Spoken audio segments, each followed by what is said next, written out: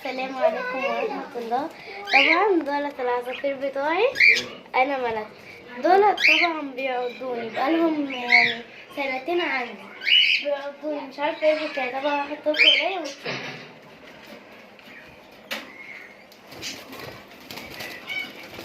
هما بيخافوا مني بس لما باجي بمسكهم يا جماعة يعني بيعضوني.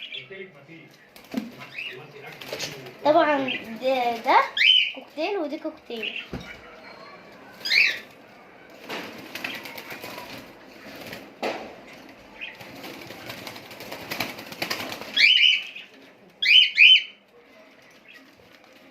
يا جماعة ده ذكر ودي انتاية. هو ممكن يطير بره بس انا خايفة يطير. ودي العشة بتاعتي، ده العشة بتاعت العصفور الصغير.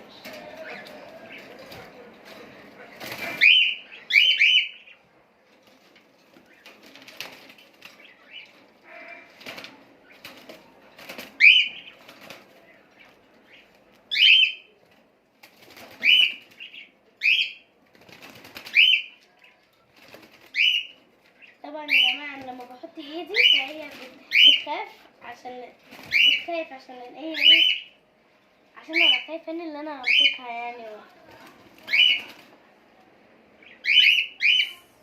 اهي طبعا انتوا شايفينها، دي النتاية انتوا شايفينها دي، ودي البيضة الصغنونة.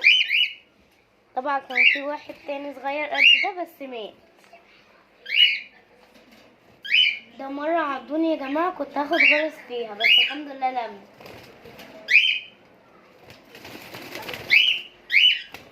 بصوا الصغير ده محدش بيعرف يمسكه خالص. اه المفروض يعني لما اجي امسكهم يجوا معايا كده. مش عارفة مالهم، بقالهم سنتين عندي. حتى بصوا يا جماعة دخل العش بتاعته يعني شايفين. اوريكم دلوقتي.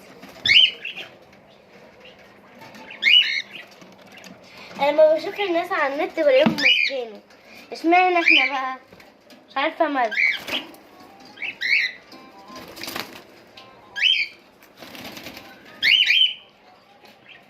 لو عجبكم الفيديو متنسوش تحطوا لايك وشير وسبسكرايب. باي.